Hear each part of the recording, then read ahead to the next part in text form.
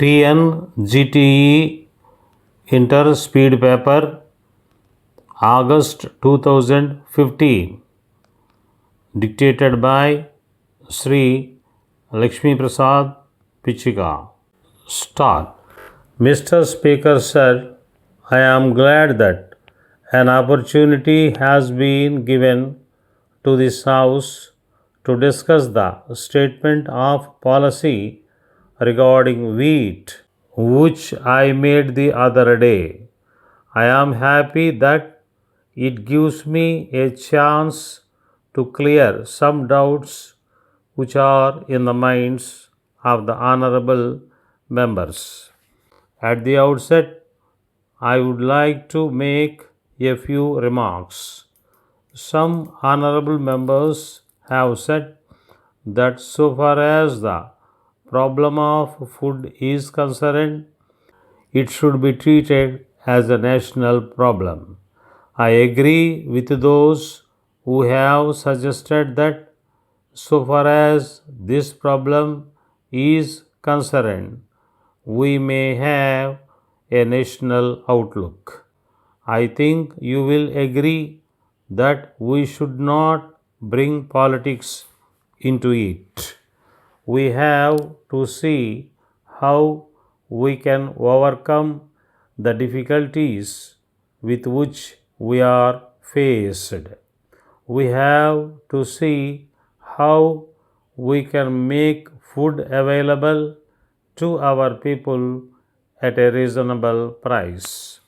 We have to see how we can increase the production of food grains and other commodities so that we may not have to face this kind of difficulty in future. The next thing which I would like to point out is this. I think we should be clear in our mind about one thing. It is not for the sake of ideology that we have placed a certain policy before the country.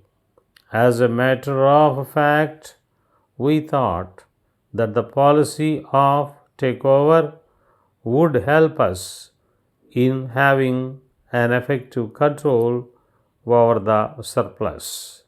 In such a case, we thought that there would not be any distortion of prices.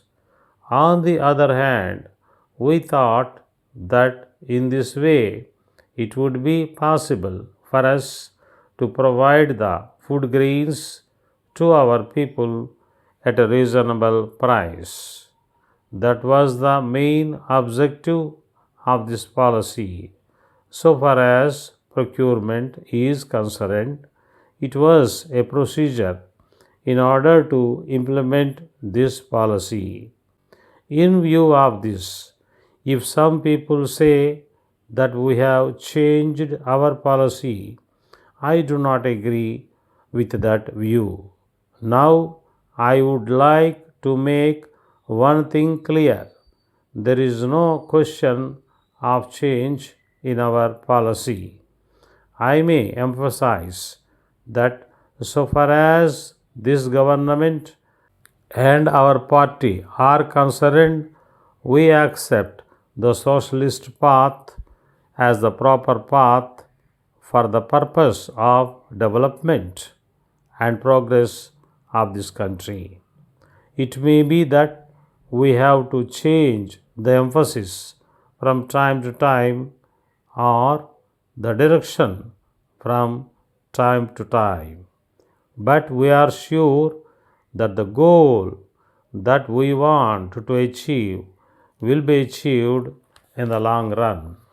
Now, the question before us is why the policy which we had placed before the House failed. One of the reasons why the policy failed is this. The very same members who are now criticizing us had created a certain psychology in the country, on account of which it was not possible for us to get food grains from the cultivators. I would like to point out that this policy can be implemented only through the people. Letter from Thomas and Company, Mumbai, to Messrs. John and Company, Ahmedabad. Dear sirs, we have seen your advertisement in the Hindu offering sole agency for the state of Maharashtra. We would like to inform you that we are prepared to cooperate with you if you appoint us as your sole agents for the state of Maharashtra. We are glad to say that as leading book distributors of many years standing in this trade, we have extensive sales organizations. We think that your publications would have a good sale here. We are certain that if you give us an opportunity of securing orders for you, we shall be able to introduce your firm to many institutions which may not be having any dealings with you at present. Being on the spot, we shall be able to secure more orders than you may be receiving yourselves at present. In view of this, if you are interested in establishing an agency here for your publications, we would request you to send us without delay the terms of business that you propose together with all necessary samples, etc. We shall be obliged if you send your reply at an early date. Yours faithfully,